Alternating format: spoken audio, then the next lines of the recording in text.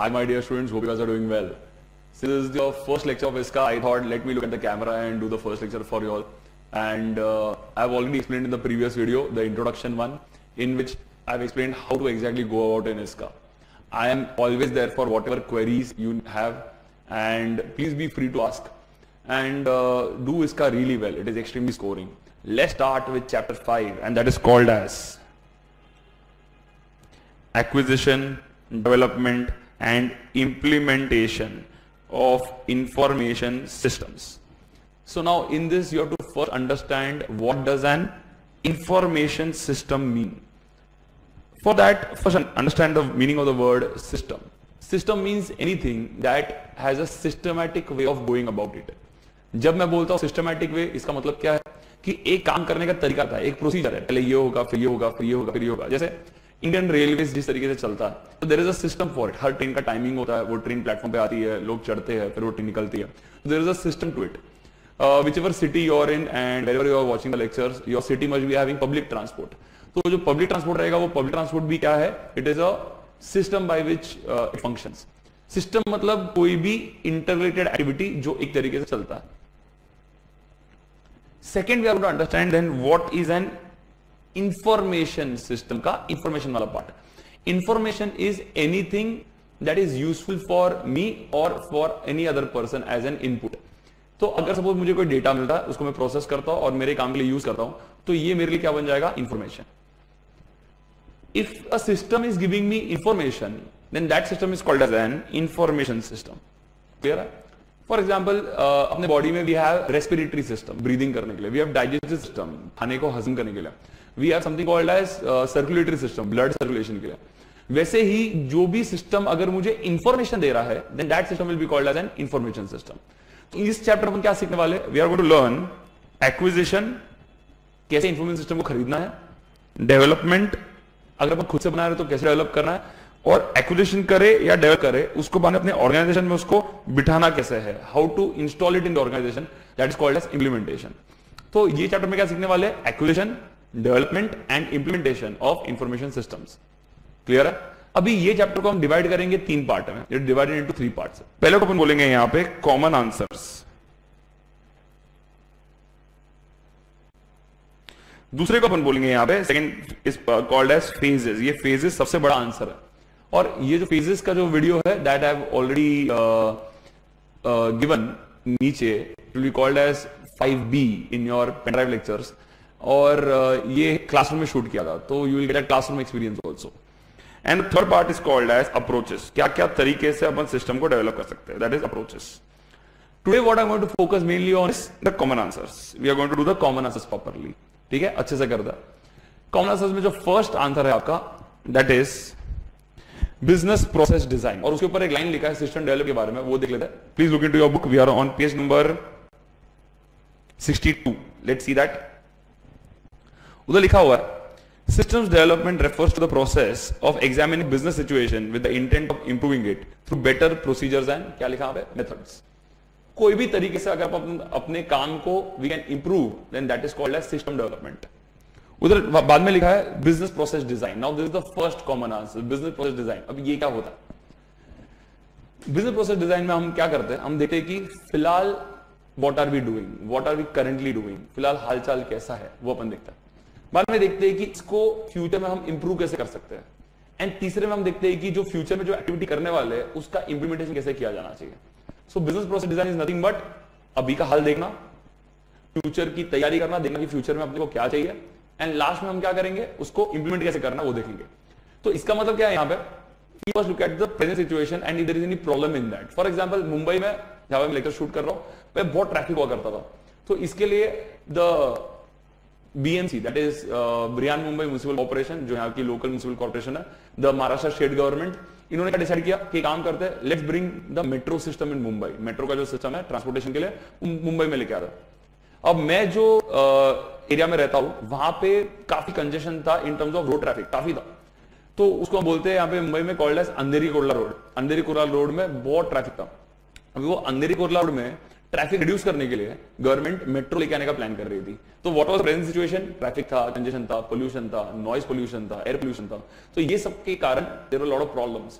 इसको सॉल्व करने के गवर्नमेंट ने क्या बोला, एक काम करते हैं, रोड के ऊपर he will make a metro line. तो उन्होंने क्या किया, एक फ्यूचर सिस्टम बनाने का प्लान किया which is called as the futuristic system. Clear है? अभी इसमें बाद में थर्ड पार्ट आएगा कि ये फ्यूचर सिस्टम बिठाना कैसा है। तो let's go to the 3 parts. पहले देखो क्या लिखा वहां पे, business process design. Business process design means structuring और restructuring the task, functionalities and activities for improvising a business system. Business system को इंप्रूव करने के लिए उसमें पॉइंट नंबर 1 लेट्स सी क्या लिखा है, प्रेजेंट प्रोसेस डॉक्यूमेंटेशन। फिलहाल जो प्रोसेस है उसको डॉक्यूमेंट करो, देखो क्या क्या प्रॉब्लम्स है। देखिए क्या लिखा है वहां पे, अंडरस्टैंडिंग द बिजनेस। अंडरस्टैंड करो फिलहाल क्या प्रॉब्लम हो रहा है, कंजेशन हो रहा है, पोल्यूशन हो रहा है। So we are first understanding the problem. क्या करें पहले, understanding the problem. Second, documenting the existing business processes. क्या करेंगे यहाँ पे, अंडरस्टैंड करने के बाद क्या करेंगे, उसको डॉक्यूमेंट करेंगे। अंडरस्टैंड करने के बाद क्या करेंगे, उसको डॉक्यूमेंट करेंगे। लास्ट में क्या करेंगे, इसको एनालाइज करेंगे। तो देखो क्या लिखा है, analysis of the documented process. We will do the analysis of it. तो अंडरस्टैंड, डॉक्यूमेंट, एनालाइज। क्या बोल रहा हूं मैं, understand, document and analyse. The second part आप लिखा है वहां पे, प्रपोज प्रोसेस डॉक्यूमेंटेशन। तो फिलहाल का जो ट्रैफिक कंजेशन है उसको अपन क्या कर दिया, अंडरस्टैंड किया, लिखा क्या क्या प्रॉब्लम्स हो रहे हैं और एनालाइज किया कि इसको सॉल्व कैसे किया जा सकता। Then we went for propose process documentation. Propose क्या क्या अपन ने, मेट्रो बनाने का प्रपोज किया। तो उसमें अपन क्या करेंगे यहाँ पे, let's look at it. Understanding of the business processes, understand करेंगे उसको भी कि अपने को क्या चाहिए। सेकंड लिखा है वहां पे, designing the new process. Designing अपन ऐसे देंगे, designing the new process, understand, design, understand, design. And last में हम क्या कर रहे हैं वहां पे, डॉक्यूमेंटेशन प्रोसेस। फिर हम यहाँ पे डॉक्यूमेंटेशन करेंगे। So understand, design, document, understand, design and document of what we need, that is a metro system. अभी मेट्रो सिस्टम इंप्लीमेंट करने के लिए जा रहे हैं तो उसको बिठाना पड़ेगा अभी। तो उधर क्या लिखा, उधर लिखा implementation and there they have written that validating the new process. Validating मतलब चेकिंग द न्यू प्रोसेस, देखेंगे हर चीज बरोबर है या नहीं, जैसे सोचा था वैसे हम ना बन रहा है या नहीं बन रहा। दूसरा, इंप्लीमेंटिंग द न्यू प्रोसेस, वो सिस्टम को बिठाएंगे फुल तरीके से। और बाद में पब्लिक को मेट्रो में डालने के पहले उसका टेस्ट रन होगा। तो मुंबई में भी मेट्रो आया था, उसके पहले 5 महीने के लिए तो टेस्ट रन चले थे। तो इसको हम बोलते हैं यहाँ पे testing the new process. So this point is validate, implement and test, simple. So business process documentation में अपन क्या कर रहे हैं यहाँ पे, बिजनेस प्रोसेस डिजाइन के आंसर में पहले कर रहे हैं यहाँ पे प्रेजेंट प्रोसेस का डॉक्यूमेंटेशन, दैट इज फिलहाल हल किया। उसमें अपन क्या कर रहे हैं, understand, document, analyse.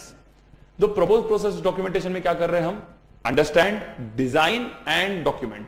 And last में जो न्यू सिस्टम अगर बन गया तो उसमें हम क्या करेंगे, उसको पहले देखेंगे जैसा है वैसे बन रहा है या नहीं बन रहा है। इसको हम बोलते हैं वैलिडेटिंग या तो विद चेकिंग।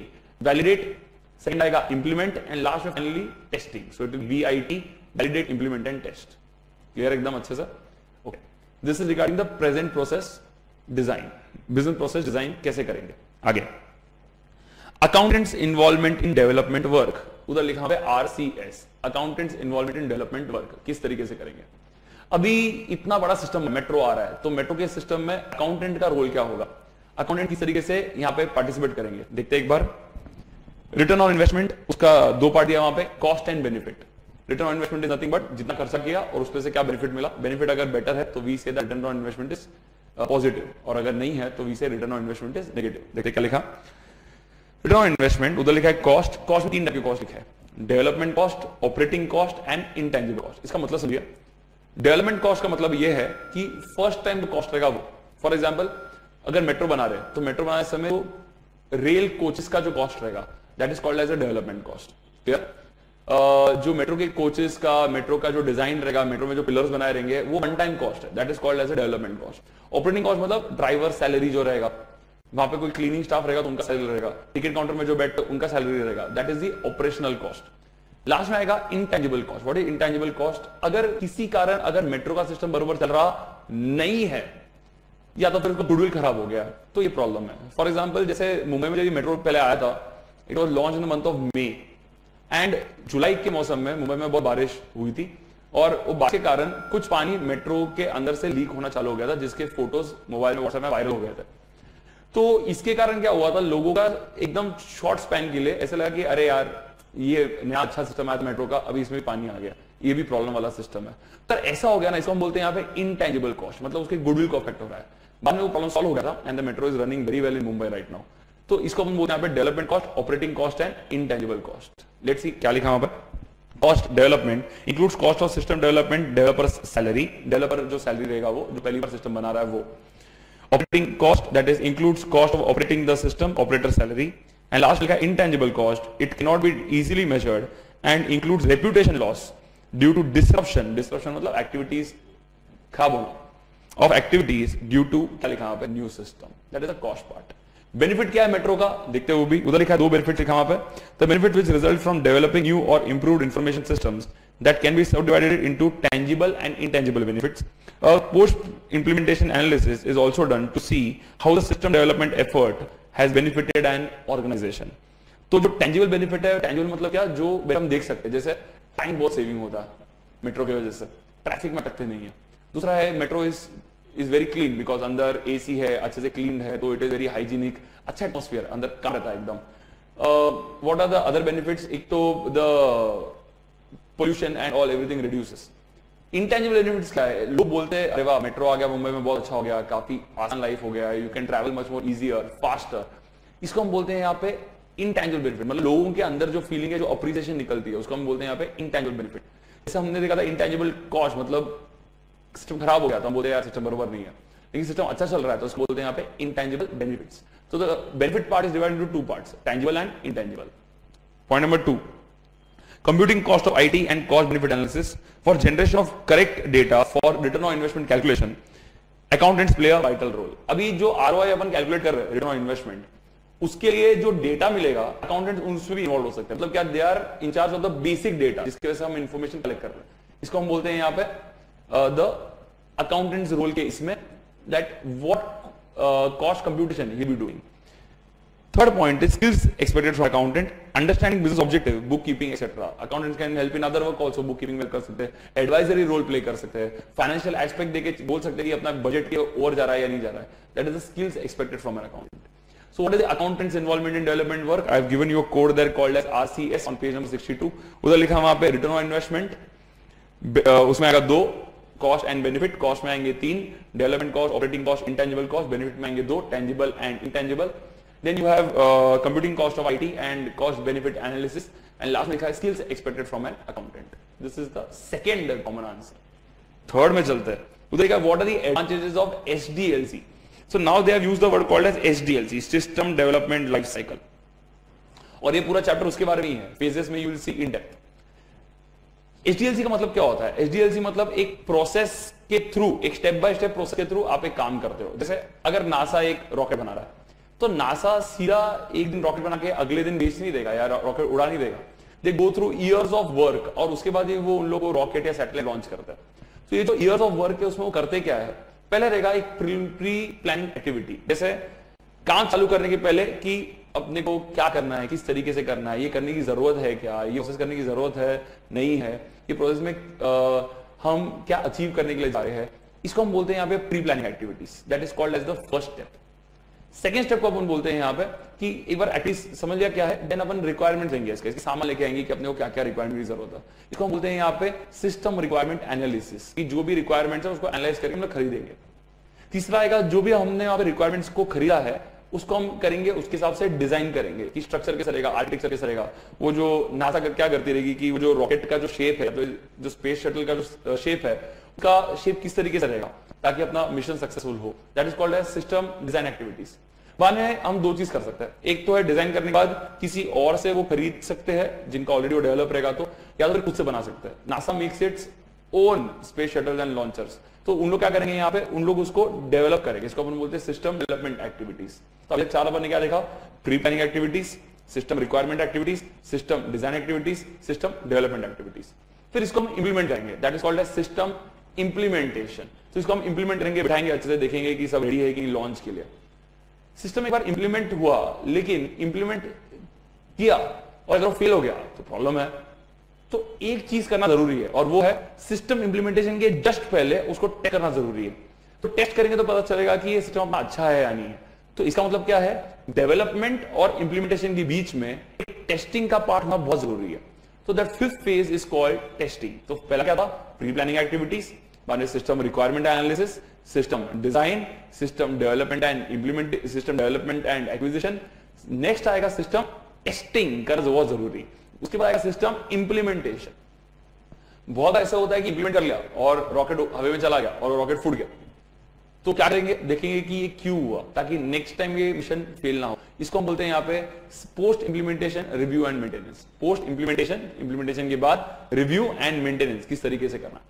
तो what are the 7 phases of HDLC जिस तरीके से बड़े प्रोजेक्ट्स किए जाते हैं। पहले हम बोलेंगे यहाँ पे pre planning activities, system requirement analysis, system design activities, system development and acquisition, system testing, system implementation and post implementation review and maintenance. ये बहुत जरूरी है। तो ये जो फेजेस है, अगर अपन ने कोई बड़ा काम इस फेजेस के थ्रू किया, एचडीएलसी सिस्टम डेवलपमेंट लाइफ साइकिल के ये 7 फेजेस है जो मैंने बताया, अगर हमने कोई एक्टिविटी इस फेज से किया तो उसका फायदा क्या होगा। देखते क्या लिखा है, process oriented perspective and IS audit perspective. Now what is process oriented and IS audit. अगर एक कंपनी ये काम कर रही है, फॉर एग्जांपल नासा, और उसके इंजीनियर्स अगर ये प्रोसेस फॉलो करेंगे, अगर नासा के इंजीनियर्स ने ये जो प्रोसेस जो मैं बताया अगर उन्होंने वो फॉलो किया, then what is the benefit for them. ये लेफ्ट साइड वाला पार्ट है। राइट में लिखा हुआ है इनका एक आईएस ऑडिटर होगा। IS auditor means information system auditor. ये सिस्टम्स को टेस्ट करते हैं। अगर एक आईएस ऑडिटर है इनका, तो उसको क्या फायदा है अगर एक ऑर्गेनाइजेशन प्रोसेस से काम कर रही है, तो एचडीएलसी के थ्रू काम कर रही है, तो what is the benefit for the IS auditor. So left में लिखा है प्रोसेस ओरिएंटेड पर्सपेक्टिव, मतलब ऑर्गेनाइजेशन के लिए, कंपनी के लिए, एंड राइट में लिखा है the IS audit perspective. IS auditor के लिए क्या फायदा, देखते हैं एक करके, will do it one by one, ऐसे साइड बाय साइड करके करेंगे। देखते क्या लिखा, ये कर सकते हैं, प्लानिंग में इनको हेल्प पड़ेगा। तो देख लो बेटर प्लानिंग, उनको पता है कि कौन से स्टेप के बाद कौन सा स्टेप आने वाला है। Let's see, better planning and control by project manager. इधर लिखा है यहाँ पे guidance on technical knowledge and ability of areas of, क्या लिखा है, एचडीएलसी। ये प्लानिंग में हेल्प कर सकते हैं, अगर स्टेप बाय स्टेप जाएंगे तो इनको नॉलेज अगर है सिस्टम्स का, तो ये गाइड कर सकते हैं प्लानिंग के टाइम पे कि आप कहां सही जा रहे हो, कहां गलत जा रहे हो, या तो प्रोसेस के टाइम पे कि आप कहां सही जा रहे हो, कहां गलत जा रहे हो। इसको हम बोलते हैं यहाँ पे guidance on technical knowledge. So for them planning, for them guidance on technical knowledge, planning and guidance on technical knowledge. Second, documentation shall be measure of communication and control. यहाँ पे लिखा documentation should be detailed, because ये step by step procedure है, इसके documentation available रहते हैं और इनको डॉक्यूमेंटेशन यहाँ पे बनाना भी पड़ा कि हमने कौन सा स्टेप में क्या किया, कौन से स्टेप में क्या किया, ये स्टेप में क्या किया, ये स्टेप में क्या किया। तो the documentation will be in depth, ये करना जरूरी है। और बिकॉज डॉक्यूमेंटेशन इन डेप्थ है, कंपनी डॉक्यूमेंटेशन इन डेप्थ बना रही है, तो ऑडिटर को तो बहुत अच्छा फायदा है, because auditor will come to know exactly company ने क्या क्या चीज किया हुआ है। तो दोनों के केस में डॉक्यूमेंटेशन इज एन एडवांटेज। ये डॉक्यूमेंटेशन अच्छे खासे बनाएंगे और ये डॉक्यूमेंटेशन क्या करेंगे, चेक करने के लिए इनको बेटर पड़ेगा। तो क्या लिखा, documentation shall be measure of communication and control. यहाँ पे लिखा है documentation should be detailed. Next, compliance with prescribed standard ensuring better quality. While making, they will comply with the standards, because अगर आप स्टेप बाय स्टेप कर रहे हो तो उसके कुछ स्टैंडर्ड्स है जो अपने फॉलो करने पड़ेंगे। स्टैंडर्ड्स एज इन काम करने का तरीका एक तरीके से होता है, तो वो फॉलो करेंगे। So they will comply with everything. What is the benefit for the IS auditor, देखते क्या लिखा है, compliance by IS management of procedures set by the management, because they are complying with things, it is easy for the auditor to check, because auditor बता पाएगा कि यहाँ पे आपने कंप्लाई सही तरीके से किया हुआ है। यहाँ पे हम क्या देख रहे हैं, कंप्लायंस एंड कंप्लायंस, इनको कंप्लाई करने के लिए इजी, इनको कंप्लायंस इन्होंने किया बरोबर, इसके लिए इनको चेक करने के लिए easy for the IAS auditor, easy. यहाँ पे लास्ट में लिखा है एडवांटेज ऑफ एचडीएलसी में, phases are important milestones for, क्या लिखा है, रिव्यू एंड साइन ऑफ। हर एक जो फेज है उसका एक मैनेजर होता है, जैसे प्री प्लानिंग एक्टिविटीज, उसके मैनेजर क्या करेगा, जैसे वो फेज खत्म हो चुका, the person will sign it, फिर वो नेक्स्ट मैनेजर के पास जाए सेकंड फेज में, that is system requirement analysis में, वो क्या करेंगे, वो फेज होने के बाद उसको साइन करेंगे। ये बिकॉज फेज बाय फेज ये साइन होते जा रहा है, इसका मतलब क्या है कि आपको हर फेज में अश्योरेंस मिलता है। देखते क्या लिखा है, phase are important milestones for, क्या लिखा है, रिव्यू एंड साइन ऑफ्स। आगे लिखा है बिकॉज इन्होंने एक अप्रोच यूज करके साइन, जैसे मैनेजर ने वो काम किया और मैंने साइन कर दिया कि हम लोगों ने ऐसे इस तरीके से काम किया, ये फेज में मैनेजर ने साइन किया, उन्होंने इस तरीके से काम किया हुआ है, और हर फेज में ऐसे चलते जा रहा है। ऑडिटर चेक कर सकता है कि उनका टेक्निक बरोबर था या नहीं वो काम करने का। देखते क्या लिखा, evaluation of methods and techniques used through various development stages, that is called evaluation of method and techniques. Simple. यहाँ पे the best part is point number 2 and 3 are the same. तो पॉइंट नंबर 1 क्या आएगा यहाँ पे, planning for process oriented perspective, इधर आएगा आपका यहाँ पे guidance on technical knowledge. Point number 2 में आएगा यहाँ पे डॉक्यूमेंटेशन, इधर भी है डॉक्यूमेंटेशन। पॉइंट नंबर 3 में आएगा कंप्लायंस, पॉइंट नंबर 3 में आएगा कंप्लायंस। पॉइंट नंबर 4 में आएगा रिव्यू एंड साइन ऑफ, ये करते हैं। यहां पे ऑडिटर क्या कर सकता है, इवैल्यूएशन कर सकता है इनका मेथड्स एंड टेक्निक्स का। मैंने आपको 2 कोड दिया, ऊपर लेफ्ट वाले पार्ट के लिए बेब्डो को रिव्यू करो, राइट वाले पार्ट के लिए गुड्डू को इवैल्यूएट करो। बेब्डो का BEP is better planning, DO is documents documentation, को से आएगा आपका कंप्लायंस एंड रिव्यू से आएगा आपका रिव्यू एंड साइन ऑफ। करो तो ऐसे ही लिख दिया मैंने वहां पर। आगे लिखा है गुड्डू को इवैल्यूएट करो में GU is guidance, DO is documentation, CO is compliance, and last में evaluate is evaluation of methods and techniques. I hope it is easy to understand. Let's go to the next answer. Left में लिखा हुआ है वहां पे shortcomings और risks of SDLC. What are the various shortcomings और risks of SDLC? अगर अपन ने ये phase wise approach follow किया, ये phase wise approach अगर अपन ने follow किया, तो उसका problem क्या हो सकता है? What is the problem because of that? First of all, can I use it for small projects? जरूरत नहीं है, बहुत छोटा काम है अपना, जो 2 घंटे में हो सकता है या 4 घंटे में हो सकता है या 1 दिन में हो सकता है। उसके लिए ये इतना लंबा phase, pre planning activities, system requirement analysis, system design, system development acquisition, system testing, system implementation, post implementation review, maintenance, ये सब करने की जरूरत नहीं है, छोटा एक्टिविटी है इसलिए। दूसरा, मुंबई में there is called as Bandra Worli sea link, जो बहुत बड़ा ब्रिज है और ये आइकॉनिक ब्रिज है मुंबई का, और इसको जब बनाए थे इन्होंने तभी इसका प्लानिंग था कि 3 साल में खत्म करना है, but in the end it got over in 9 years. 3 साल का प्रोजेक्ट 3.5 साल का प्रोजेक्ट था, वो 9 इयर्स के लिए एक्सटेंड हो गया।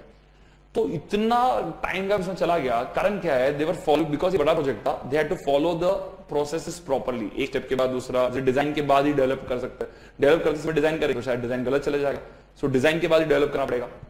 सो जब भी उन लोग ये फेस फॉलो कर रहे थे, सो क्या होता है कि आप जब तक प्लानिंग का फेस खत्म नहीं करते हो, आप सामान लेके नहीं आ सकते रिक्वायरमेंट्स के लिए। हिसाब से रिक्वायरमेंट खत्म नहीं हुआ तो आप डिजाइन नहीं कर सकते, डिजाइन अगर खत्म नहीं हुआ तो आप डेवलपमेंट नहीं कर सकते।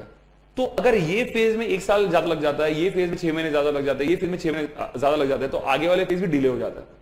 तो first problem is what are the risks और शॉर्टकमिंग्स? उधर लिखा है the rigidity of the approach may prolong the duration of many project. Rigidity मतलब एक तरीका काम करने का, इसकी वजह से प्रोजेक्ट खिंच जा सकता है। इमेजिन द इंजीनियर जो प्रोजेक्ट में थे, अगर आपको एक काम बोला गया है कि आपका ये काम 3.5 साल या 4 साल में होने वाला, और वो अगर एक्सटेंड होकर हो गया 9 साल, तो आपका कितना करियर आपका वो एक बिल्ड बनाने में चला गया। That is rigidity of the approach may prolong the duration. The users may find the end product is not visible for a long time. हम as a क्या बोलते हैं citizens of Mumbai, we were like अरे यार कब बनेगा यार ये bridge, because end product is not visible for a long time. बेचैनी हो जाती है, we are impatient. End product is not visible for a long time. D से लिखा है नेक्स्ट में, development team find it cumbersome. जो बना रहे प्रोजेक्ट उन लोग कितने कंटाले में रहेंगे, अरे यार कब खत्म होगा यार, ये खत्म हो रहा ही नहीं। That is called development team find it cumbersome. Last में लिखा है it may not be suitable for small and medium size project. छोटे मोटे प्रोजेक्ट के लिए करने की जरूरत नहीं है। The code that I have given you is reads, simple code है। Rigidity of the approach with prolong duration, and product is not visible for a long time, development team may find it cumbersome, it may not be suitable for small and medium sized projects. I hope it is clear. These are the risks or shortcomings of SDLC. आगे, what are the characteristics of the system development methodology? इसके characteristics क्या है? System development methodology मतलब ये जो हम phases follow कर रहे हैं, इसकी खास बात एक, what are the benefits of it? देखते हैं क्या लिखा है यहाँ पे, या what are the characteristics of it? पहले लिखा है formalized, standardized, documented set of activities to manage system development project. What is formalized, standardized, documented set of activities का मतलब? Formalized, standardized, documented set of activities मतलब एक formal तरीका काम करने का, phase wise approach, standards follow कर रहे हैं, स्टैंडर्डाइज तरीके से जा रहे हैं आगे, डॉक्यूमेंटेड हर चीज जो है उसको हम लिख रहे हैं यहाँ पे। तो formalised, standardised, document set of activities, इसको हम बोलेंगे यहाँ पे FSD, formalised, standardised, document set of activities. Second यहाँ पे divided into number of identifiable processes having starting and ending points. एक प्रोसेस चालू हुआ उसका एक एंडिंग पॉइंट हो, सेकंड प्रोसेस चालू हुआ उसका एक एंडिंग पॉइंट होगा, थर्ड प्रोसेस चालू हुआ उसका एक एंडिंग पॉइंट होगा। इसको हम बोलते हैं यहाँ पे divided into identifiable processes. Next लिखा है deliverables must be produced in the form of, क्या लिखा है, specific reports. What are deliverables? यहाँ पे डिलिवरेबल्स मींस हर चीज के फेज के एंड में एक रिपोर्ट बनेगा, तो डिलिवरेबल्स मस्ट बी प्रोड्यूस्ड। तो डिलिवरेबल मतलब एक रिपोर्टिंग का काम। Next, users, managers and auditors are required to participate in the project to provide sign-offs at pre-established management control points. Just ऊपर वाले आंसर में, that is advantage of SDLC from process orient perspective में अपने point दिया था वहां पे review and sign of वाला, लास्ट वाला वेबडो को रिव्यू करो वाला लास्ट पॉइंट। उस हमने देखा था कि जो मैनेजर्स वो साइन ऑफ देंगे, मैनेजर्स के साथ और कौन सा साइन ऑफ देंगे कि देखने के लिए कि फेस बराबर हुआ है कि नहीं हुआ है। यूजर्स जो यूज करने वाले सिस्टम फ्यूचर में उन लोग बोलेंगे हाँ ये फेस बराबर है, अच्छे से किया आपने। मैनेजर्स जो उसकी इंचार्ज है, एंड लास्ट में वहां पे लिखा है ऑडिटर्स जो वहां पे चेक करेंगे कि काम बराबर हुआ है या नहीं हुआ। Only after they sign off it will go ahead for that phase. Users, managers and auditors are required to participate in the project and provide sign-offs, as I explained. Next, tested thoroughly prior to implementation. I told you implementation के पहले testing करना जरूरी है। Training plan is developed for developer and operator. Training plan मतलब क्या? एक system बिठा दिया अगर अपने नया सिस्टम एक ऑर्गेनाइजेशन में, और फिर बाद में अपन ने उनको लोगों को ट्रेन किया ही नहीं है कि इस ये नए सिस्टम को यूज कैसे करना है, तो people will not know the benefit of it. तो इसके लिए एक सिस्टम बनने के बाद जब आप एक ऑर्गेनाइजेशन में सिस्टम बिठाते हो उसका उसका ट्रेनिंग होना बहुत जरूरी है कि लोगों को हम सिखाए कि ये नए सिस्टम को यूज कैसे करना है. That's called training plan is developed. आगे program change controls are established to avoid unauthorised changes. What do you understand by program change controls? एक होता है प्रोग्रामिंग कंट्रोल्स, ये हम सीखेंगे चैप्टर 3 में. प्रोग्रामिंग कंट्रोल्स मतलब जब हम पहली बार एक प्रोग्राम बना रहे हैं या कोडिंग कर रहे हैं एक सॉफ्टवेयर का, तो जो पहली बार प्रोग्राम जो बनता है उसको किस तरीके से कंट्रोल तरीके से अपने को उसको कोडिंग करना चाहिए ताकि कोई भी गड़बड़ ना हो. That is programming controls. For example मैंने एक प्रोग्राम बना दिया कंट्रोल के साथ और मैंने स्टाफ को दिया यूज करने के लिए. स्टाफ ने यूज किया, ऑर्गेनाइजेशन के स्टाफ ने यूज किया और उन्होंने बोला कि सर हमें ये सब चेंजेस चाहिए, ये जो आपने प्रोग्राम दिया ना उसमें ये एरर्स आ रहा है या तो फिर ये गड़बड़ है, ये हमारे रिक्वायरमेंट के हिसाब से नहीं है, अब थोड़ा ये सब चेंज कर दीजिए. और उन्होंने 10 पॉइंट के लिस्ट दिए कि ये सब चेंजेस चाहिए. Now when I change it, no, I should do it with proper authority and permissions. इसको हम बोलते हैं यहाँ पे program change controls. Programming control नहीं, प्रोग्रामिंग कंट्रोल्स होगा पहली बार, बाद में जो चेंजेस आएंगे उसको चेंज करने को हम बोलते हैं यहाँ पे प्रोग्राम चेंज कंट्रोल्स. देखते क्या लिखा है यहाँ पे, program change controls are established to avoid unauthorised changes. Last में लिखा है post implementation review of all developed systems must be performed to assess its effectiveness and क्या लिखा है एफिशिएंसी. पोस्ट इंप्लीमेंटेशन रिव्यू होने के काम होने के बाद उसका एक रिव्यू होना जरूरी है. आई hope it is clear. We'll see a nice story for this. It is called as UMA bank manager story. तो पॉइंट वाइज आते हैं स्टोरी में क्या होता है. पहले एक उमा करके बैंक मैनेजर है. Imagine a person, her name is Uma. एक she is a woman, may be you can imagine her in her age of 40 और 45 and she is in the bank and she has lot of documents on her table. इसको हम बोलेंगे formula standardised document set of activities. वो क्या करती है, उसको वो सोचती है यार बहुत बड़ा फाइल हो गया यहाँ पे, मुझे फाइल को डिवाइड करना चाहिए, इसको मुझे समेटना है आज मुझे कल इतना बड़ा फाइल मेरे बाजू में नहीं चाहिए, पेपर के बाजू में नहीं चाहिए. तो क्या करती है, डॉक्यूमेंट्स को डिवाइड करती है अलग अलग पार्ट्स में. तो उन्होंने 3 सेट्स बनाए. इसको हम बोलेंगे यहाँ पे डिवाइडेड इनटू आइडेंटिफाइबल प्रोसेसेस. फिर आगे प्यून को बुलाती है. प्यून आते हैं, इनको हम बोलते हैं डिलीवरेबल्स मस्ट बी प्रोड्यूस. उनको बोलती है कि ये चीज हम लोग को अलग अलग जगह पहुंचाना है. पहुंचाने के पहले उनको डॉक्यूमेंट देने के पहले उमा क्या करती है, तीनों डॉक्यूमेंट पे साइन करती है. तीनों जो सेट्स है उसके जो फ्रंट पेज है उस पे साइन करती है. इसको हम बोलेंगे यहाँ पे उमा ने साइन ऑफ दिया. उमा मतलब users, managers, auditors. UMA, users, managers, auditors are providing what, sign off. ये हो गया.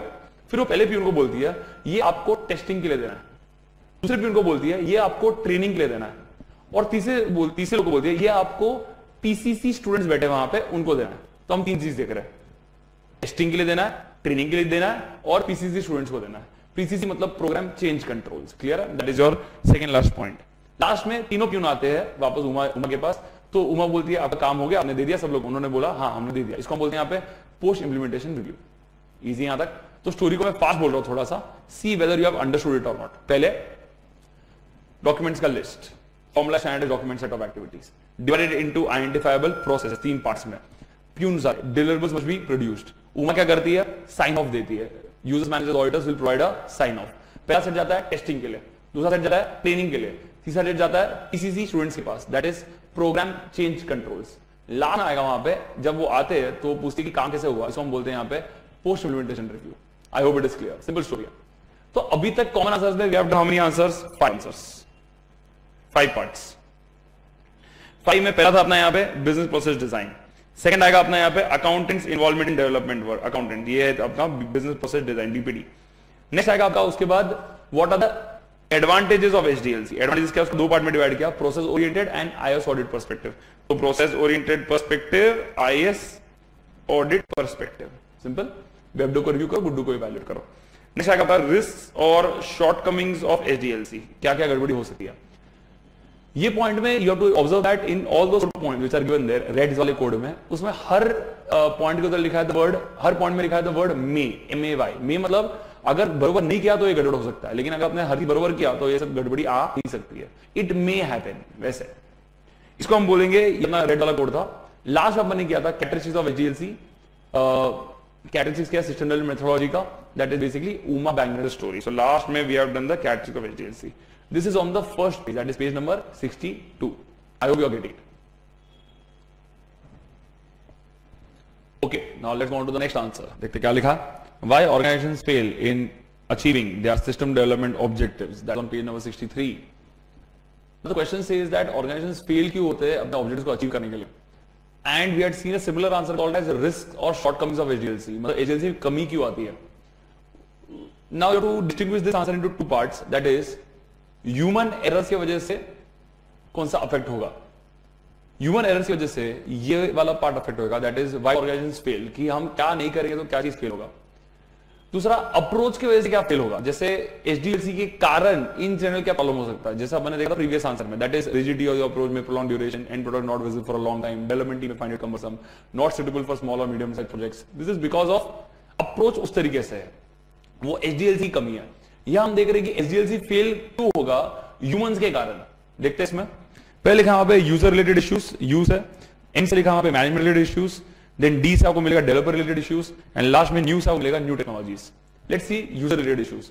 यूजर मतलब अपने एम्प्लॉइज जो वो सिस्टम को यूज करने वाले, उनके रिलेटेड क्या क्या इश्यूज हो सकते हैं। एक एग्जांपल देता हूं, कैमलिन कंपनी जो स्टेशनरी वाली कंपनी है अभी, वो बहुत साल पहले कैमलिन ने एक सिस्टम बिठाया था, that installed a system called as ERP, enterprise resource planning, which will be seeing in chapter 2। ERP का जो सिस्टम था वो they had 5 crore rupees on it ERP के सिस्टम में, और अगर वो मैनुअल से ऑटोमेटेड सिस्टम मतलब कंप्यूटराइज सिस्टम में जा रहे हैं, ईआरपी उन्होंने बिठा दिया यहाँ पे, और वो ईआरपी अगर वो बिठा रहे ऑर्गेनाइजेशन में, तो एम्प्लॉयज क्या क्या तकलीफें फेस कर सकती है कर सकते हैं, जिसकी वजह से वो सिस्टम फेल हो सकता है। That is called as user related issues. User मतलब जो सिस्टम यूज कर रहा है, मतलब अपने एम्प्लॉयज। देखते हैं क्या लिखा पहले, shifting user needs. Imagine I am the developer और अपने एम्प्लॉयज पूछा आपको क्या चाहिए, आपको क्या चाहिए, आपको क्या चाहिए, नेक्स्ट सिस्टम कैसा होना चाहिए, कैसा होना चाहिए, कैसा होना चाहिए, कैसा होना चाहिए। और अगर उन्होंने बोला कि ये सिस्टम इस तरीके से होना चाहिए, ये we want this colour system का, या हम लोग को मेनूज इस तरीके से चाहिए, सिस्टम में ये आइकॉन्स होने चाहिए, सिस्टम में हम लोग ये सिलेक्ट करना इजी होना चाहिए, ये मैंने सब नोट डाउन किया। अब मैं सिस्टम बना रहा हूं, तुरंत वही एम्प्लॉयज जो मुझे कुछ और बोल रहे थे, जिन्होंने मुझे ये रिक्वायरमेंट दिया था, वही मेरे पास वापस आते और बोलते नहीं नहीं ये नहीं चाहिए अभी, हमें ये चाहिए करके।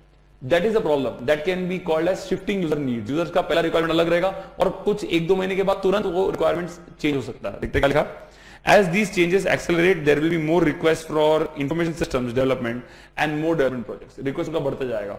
आगे, resistance to change, this is a very big problem. अगर हम एक तरीके से काम करते आए हैं और अगर हम सिस्टम में कुछ नया बड़ा चेंज लेके आ रहे हैं, तो लोगों का पहला रिएक्शन रहता है कि यार नहीं यार छोड़ो यार, ये जो पुराना सिस्टम है that is only the best system, वो the old system is only better. If that is the mindset that old system is better, then people will not shift to the new system that fast. That is called as resistance to change. People have a natural tendency to resist. Natural tendency. मेरा एक घर का example है ये, जैसे मैं brinjal खाता नहीं हूँ, आई डोंट ईट कॉलीफ्लावर, मुझे पसंद नहीं है। तो अगर मेरी मदर ने कॉलीफ्लावर का सपोज एक बहुत अच्छा सब्जी बनाया और उन्होंने मुझे बोला ये देखो कॉलीफ्लावर का भले तेरे को पसंद नहीं है लेकिन एक बार ट्राई करके तो देखिए बहुत अच्छा टेस्ट कर रहा, वो एक्चुअली अच्छा कर रहा होगा, आई एम प्रीटी श्योर। लेकिन मैं बोलूंगा कि मुझे वो ट्राई नहीं करना है, बिकॉज मेरा जो नॉर्मल हम जो खाते हैं, आलू खाते हैं, टमाटो खाते हैं या अनियन खाते हैं या जो भी सब्जी खाते हैं, उससे हम लोग चेंज नहीं करना खुद को। इसको हम बोलते हैं यहाँ पे रेजिस्टेंस टू चेंज। भले वो नया चीज शायद ज्यादा अच्छा होगा। This I am giving a very lame and homely example. Next, inadequate testing and user training। what is inadequate testing and user training? User को अपन ने टेस्ट करने के लिए दिया नहीं, उनसे पूछा नहीं, एक बार आप देख लो सिस्टम को, कोई प्रॉब्लम है तो बताओ हमें। यूजर टेस्टिंग के लिए दिया नहीं। दूसरा, सिस्टम दे दिया लेकिन ट्रेनिंग नहीं दिया, तो inadequate टेस्टिंग एंड ट्रेनिंग किसे रिलेटेड, यूजर के रिलेटेड। देखते क्या लिखा, new systems must be tested before installation and users must be trained to effectively utilise the new system. And last में लिखा वहां पे, lack of user participation, users must participate and feel ownership for project success and work to resolve development problems। ये motivation में आ जाएगा। Users को system दो और उनको ऐसा फीलिंग दो कि ये उनका ही सिस्टम है, it is not the system that we have given them and we are forcing on them. उनको ओनरशिप लेना चाहिए, अरे ये तो मेरा सिस्टम है, मेरा ऑर्गेनाइजेशन ग्रो हो रहा है, मेरा ऑर्गेनाइजेशन ने एक बेटर सिस्टम बिठाया है, तो वो ऐसे सोचेंगे कि ये अपना सिस्टम है and they will use it even nicely, more proudly. ये फीलिंग कैसे दिया जा सकता है उन लोगों को, जब सिस्टम डेवलपमेंट हो रहा है ना, तब उनको we should utilise their inputs in the system. जैसे उनको पूछना चाहिए कि आपको क्या चाहिए सिस्टम में, आपको क्या चाहिए सिस्टम में, और जितना हो सके उसको इनकॉर्पोरेट करेंगे तो उनके लिए भी बेटर है, अपने लिए भी बेटर है, and they will use the system more nicely. वैसे let's see user related problems के 4 पॉइंट क्या है। I have given a code, यू के नीचे वहां पे श्रिल करके लिखा हुआ है आपके बुक में, that is shifting user needs, resistance to change, inadequate testing and user training, lack of user participation. Shifting user needs, resistance to change, inadequate testing and user training, lack of user participation। I hope it is clear। Second है वहां पे management related issues. Management में क्या problem हो सकता है, अगर suppose मेरा top management of the company ऐसा है जो सिर्फ फाइनेंशियल सपोर्ट देता है, जैसे चलो आपको सिस्टम बिठाने का 2 करोड़ का ले लो, 2 करोड़ रुपया ले लो, बिठा लो, उसके बाद वो मैनेजमेंट बॉदर नहीं करता कि सिस्टम किस तरीके से चल रहा है, अच्छा चल रहा है या नहीं चल रहा है, ये they are not bothered only about that, उन लोगों को पड़ी नहीं है उसकी। अगर ऐसा का एटीट्यूड रहेगा तो प्रॉब्लम क्या होगा, यहाँ पे अपना सिस्टम जिस तरीके से बनना चाहिए उस तरीके से बनेगा नहीं। तो that is called lack of senior management support and involvement. क्या लिखा, developers and users of IAS information system want senior management to determine which system development projects are important. Management का प्रायोरिटी क्या है, and act accordingly by shifting their efforts away from any project which is not receiving management attention. Management का अगर ध्यान नहीं है तो उसके एम्प्लॉयज भी वो काम नहीं करेंगे, लेकिन मैनेजमेंट का फोकस रहेगा तो एम्प्लॉयज में ज्यादा फोकस करेंगे। अगर कैमलिन अगर वो ईआरपी बिठा दिया, लेकिन कैमलिन के टॉप लेवल मैनेजर्स वो ईआरपी कैसे बैठ रहा है, काम कैसे चल रहा है, फोकस करते नहीं है, तो वो एम्प्लॉय से फोकस उस पर रहेगा नहीं।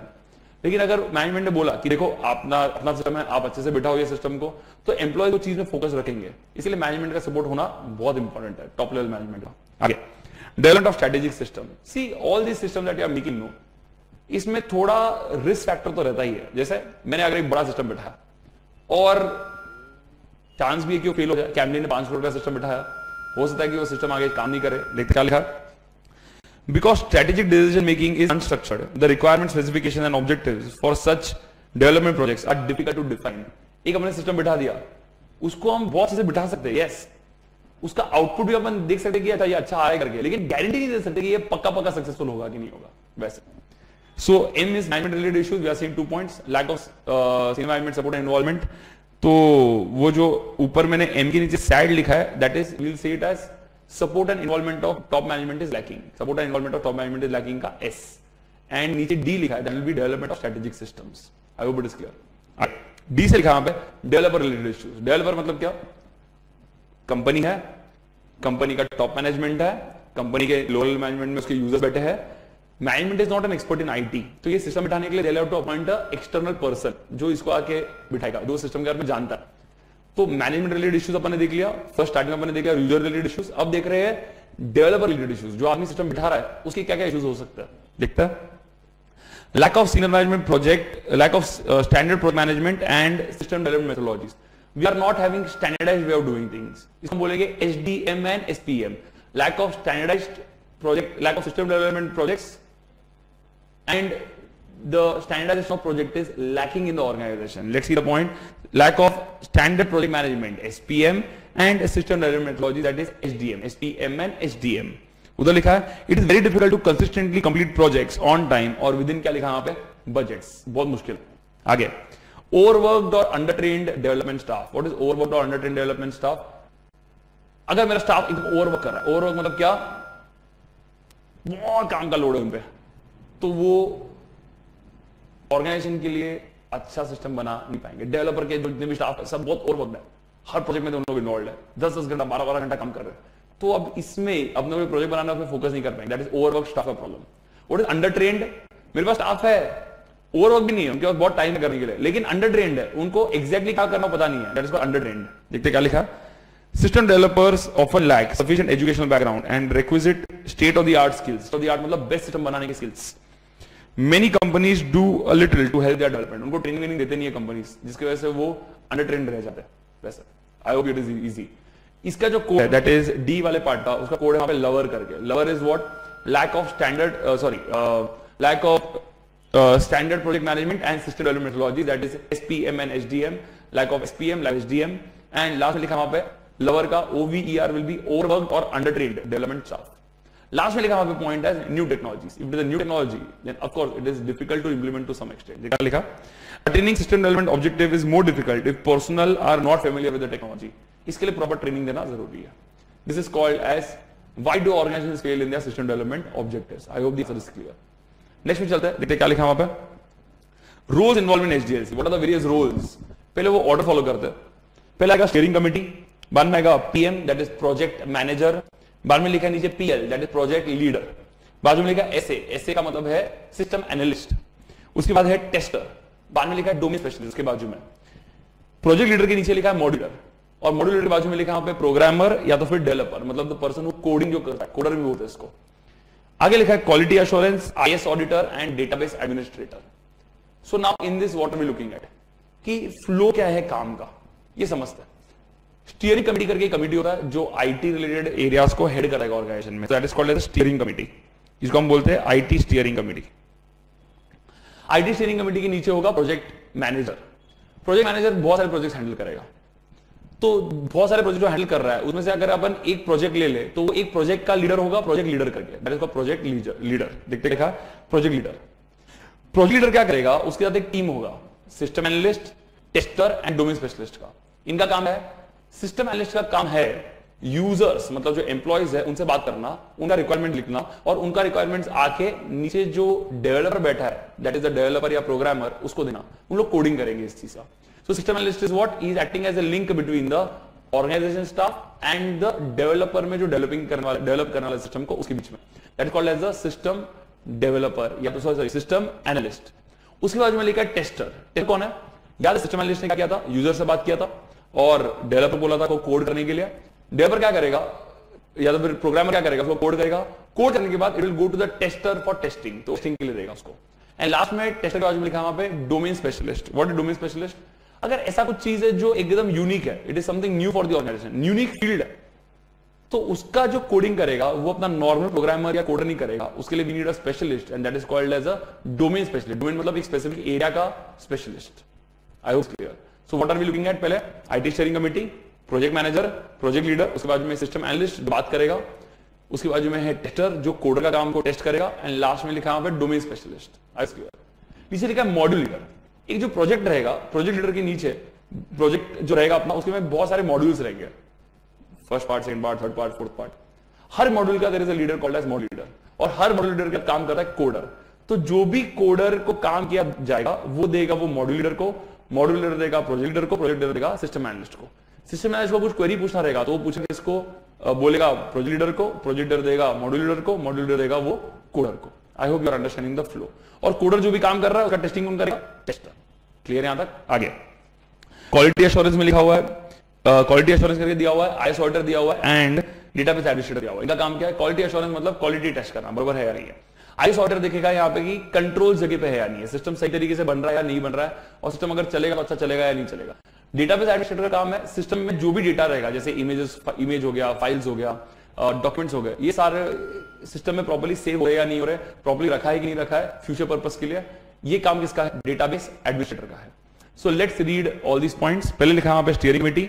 The steering committee is a special high power committee of experts to provide overall directions, responsible for all cost and timetables, conduct a regular review of progress and to undertake क्या लिखा वहां पे corrective, और आगे खाली लिखना वहां पे write a word called as actions. Please write the word with your pen called as actions, corrective actions. Second लिखा वहां पे project manager. Project manager is responsible for more than one project and liaising with the client or the affected functions. Client liaising मतलब client के साथ बात करना. Next you can see project leader. पढ़ते हैं. Project leader is dedicated to a project who has to ensure its completion and fulfillment of objectives. ताकि project time पे खत्म हो. बाजू में लिखा है essay, that is some analyst. Let's see what is written. Main responsibility of the system analyst is to conduct interviews and with users and understand their requirements so that he can go and tell the developer or the coder through the project leader and the module leader. आगे tester test programs and सब program, testing करने का काम इसका। आगे लिखा domain specialist in order to develop an application in a field that's new to the project team. नया project है, नया प्रोजेक्ट नहीं है, नया एरिया है, they take the help of क्या लिखा है, domain specialist, as I had explained. आगे नीचे लिखा module leader, the development responsibility for each module assigned to the module leader. Okay, आगे प्रोग्रामर और developer. Programmers are the mason of the software industry. जैसे building बनाने के लिए अपने को कढ़ाई वाले आदमी जरूरत पड़ती है जो वहां पे ईट सीमेंट लेगा और बिल्डिंग बनाएगा, वैसे सॉफ्टवेयर इंडस्ट्री में कोडिंग करते समय यू नीड द प्रोग्रामर और the developer to code properly, who convert design into programs by coding using programming language. I hope it is easy. Mason का मतलब है जो कंस्ट्रक्शन में ईट सीमेंट वाला जो काम करता है उसको हम बोलते हैं मेसन। आगे क्वालिटी एश्योरेंस में क्या लिखा है, they check if the project is developed with standards and check compliance on क्या लिखा है, पीरियोडिक बेसिस, हर चीज क्वालिटी के हिसाब से हो रहा है या नहीं हो रहा। IS auditor focuses on control perspective, control जगह पे है या नहीं है। लास्ट में लिखा database administrator, the database administrator ensures the integrity and security of information stored in the database. What is integrity and security, ताकि इंटीग्रिटी मतलब अनऑथराइज्ड मॉडिफिकेशन ना हो, सिक्योरिटी मतलब सिक्योर तरीके से इंफॉर्मेशन स्टोर रहना चाहिए ताकि किसी गलत आदमी के हाथ में नहीं जाए। इसको हम बोलते हैं यहाँ पे this called as roles involved in HDLC, अलग अलग लोग जो एचडीएलसी में काम करते हैं। I hope it is clear. Let's look at the next answer. Operation manual, operation manual में क्या दिया हुआ है देखते हैं। ऑपरेशन मैनुअल नथिंग बट जैसे आपने मोबाइल ले लिया तो मोबाइल के साथ साथ आपको एक हमेशा बुकलेट मिलता है कि मोबाइल को यूज कैसे करना है। गाड़ी ले लिया तो गाड़ी में लिखा रहता है कि गाड़ी को क्या अलग फीचर्स क्या है, तो जो बुकलेट होता है उसको हम बोलते हैं यहाँ पे ऑपरेशंस मैनुअल। तो उसके बारे में दिया हुआ है एक शॉर्ट नोट, देखते क्या लिखा। It may be technical communication document intended to give assistance to people using a particular system. These are most commonly associated with electronic goods, computer hardware and software. The section of an operation manual will include the following. Operation manual में क्या क्या चीज आती है? पहले कहाँ वहाँ पे a cover page, a title page and a copyrights page. इसको हम बोलते हैं CTC. Cover page, title page, copyrights page. Basically company का नाम, लोगो ये यहाँ पे रहेगा। आगे लिखा है preface. A preface and how to navigate the user's guide. Preface मतलब लिखा रहेगा कि आपको ये गाइड यूज कैसे करना है उसमें। आगे लिखा है कंटेंट्स पेज, कंटेंट पेज में लिखा रहेगा आपका पूरा इंडेक्स की पूरा कंटेंट क्या है उसमें। कंटेंट्स में हमेशा ऊपर जो लिखा था वो पहले लिखा रहेगा मेन फंक्शंस क्या है। Let's look at the next point, उधर लिखा है use of main functions guide. तो इमेजिन करना मेन फंक्शंस का गाइड है कंटेंट्स में ऊपर।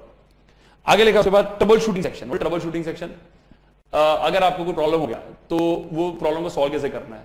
ये होते हैं आपके छोटे प्रॉब्लम जो इजीली सॉल्व हो सकते हैं। जैसे कभी कभी आपका वाईफाई कनेक्ट नहीं होता आपके लैपटॉप में, तो हम अपन क्या करते हैं वहां पे ट्रबल शूट करते हैं। ट्रबल शूट मतलब कुछ ना कुछ तरीके से उसको कनेक्ट करने के लिए, इसको बोलते हैं यहाँ पे trouble shooting section. Trouble shooting section detailing possible errors और problems that may occur along with how to fix them. आगे का एफएक्यूज, फ्रीक्वेंटली आस्क्ड क्वेश्चंस, उसका एक लिस्ट दे देंगे हम यहाँ पे मैनुअल में। आगे का further help and contact details. अगर आपको फिर भी आपको प्रॉब्लम सॉल्व नहीं होता, आपने ट्रबल शूटिंग कर लिया सॉल्व नहीं हो रहा है, आपने एफएक्यूज देख लिया उसमें भी ये क्वेश्चन अपना क्वेरी है वो कवर्ड नहीं है, then what you will do is you will contact the person who has sold the device, या तो फिर उनके कोई हेल्प सेंटर्स रहेंगे वहां पे कॉन्टैक्ट करेंगे। लास्ट में लिखा है glossary and for large documents and index. वहां पे लिखा है ग्लॉसरी। ग्लॉसरी का मतलब क्या होता है, जैसे अगर सपोज मेरे मोबाइल में बैटरी का प्रॉब्लम है तो लास्ट पेज में या लास्ट वाले एरिया में मैनुअल के बी वाले पार्ट है, it will given in alphabetical order, उसमें जो बी वाला पार्ट रहेगा उसमें बैटरी के बारे में लिखा रहेगा। तो बी वाले पार्ट में बैटरी, ये जो बैटरी वाले जो मैटर्स है ये कौन से पेजेस में कवर्ड है, तो लिखा रहेगा पेज नंबर 12, 14, 19, 28, 36, 45, 47, 54 ऐसे लिखा रहेगा। मतलब क्या, अगर मेरे बैटरी का कोई प्रॉब्लम है तो आपको बैटरी के रिलेटेड जितने मैटर है आपको ये वाले पेजेस मिल जाएंगे। इसको हम बोलते हैं यहाँ पे ग्लॉसरी। ये बहुत बेनिफिशियल होता है कोई भी क्वेरी सॉल्व करने के लिए। आई होप इट इज क्लियर। अभी ये आंसर को याद कैसे करना अपने को, लेट्स गो फॉर इट। पहले इमेजिन करना है आपको वहां पे कि आपके हाथ में एक मैनुअल है, जैसे सैमसंग मोबाइल का एक मैनुअल है, तो सैमसंग का वहां पे आपको वो ब्लू कवर दिखना चाहिए, ब्लू कलर का उनका जो लोगो है वो जो सर्कल में सैमसंग लिखा हो रहा है। तो इमेजिन करना वो वाले पेज को, इसको हम बोलेंगे यहाँ पे कवर पेज, टाइटल पेज या कॉपीराइट पेज। फिर we are turning the page, जैसे हमने पेज टर्न कर दिया वहां पे लेफ्ट में लिखा हुआ है वहां पे प्रीफेस उसका कि कंपनी के बारे में एंड ये यूजर आईडी के बारे में। उसके बाद में राइट में लिखा कोई इंडेक्स दिख रहा है वहां पे इसको, तो index you can imagine a table format में इंडेक्स है, that is called as a contents page. Contents में ऊपर आपको मिल गया मेन फंक्शंस। क्लियर है? तो अभी तक मैंने चार cover page, title page, copyright page, उसके पीछे प्रीफेस, बाद में आएगा कंटेंट्स पेज, बाद में आएगा मेन फंक्शंस। मेन फंक्शन के बाद आपको वहां पे दिखना चाहिए वहां पे something called as let's say main function हमने किया लेकिन चल रहा नहीं है, इसको हम बोलेंगे यहाँ पे ट्रबल शूट करेंगे। आप ट्रबल शूट अगर किया, ट्रबल शूट से भी अगर प्रॉब्लम सॉल्व नहीं हो रहा है then we will use the FAQs. FAQs भी किया सॉल्व नहीं हो रहा है तो क्या करेंगे अपन यहाँ पे वेंडर को कॉन्टैक्ट करेंगे। तो trouble shoot, FAQs, vendor contact बोलेंगे, trouble shoot, FAQs, contact details. Last में आएगा आपका वहां पे called something called as glossary last page में। Easy to understand. तो क्या देखेंगे यहाँ पे cover page, title page, copyright page, book में खोला बनने बुक, यहाँ पे क्या है आपको मिला प्रीफेस, यहाँ पे क्या मिला आपको यहाँ पे कंटेंट्स पेज। कंटेंट्स पेज देखने के बाद ऊपर क्या है उसके मेन फंक्शंस है। अगर चल रहा नहीं है तो क्या करेंगे अपन यहाँ पे ट्रबल शूट, उससे सॉल्व नहीं हुआ तो एफएक्यूज, उससे भी सॉल्व नहीं हुआ तो कॉन्टैक्ट डिटेल्स का वेंडर, एंड लास्ट में आपका आएगा वहां पे glossary. I hope it is clear. ये आपका कॉमन आंसर्स का हो गया है। In fact the next answer is also part of common answers, that is auditors role in HDLC, but that included in the video. वो मैंने वहां पे इंक्लूड किया आपके वीडियोस में। तो आप जो नेक्स्ट वीडियो देखोगे चैप्टर का, in that you will find this answer. I hope you have a good time watching the lectures. All the very best. I have always told that I am always open for queries. You can drop me a mail with whatever query you have, and I try to explain or give you an example with the best of my ability. Take care. Do well. Bye.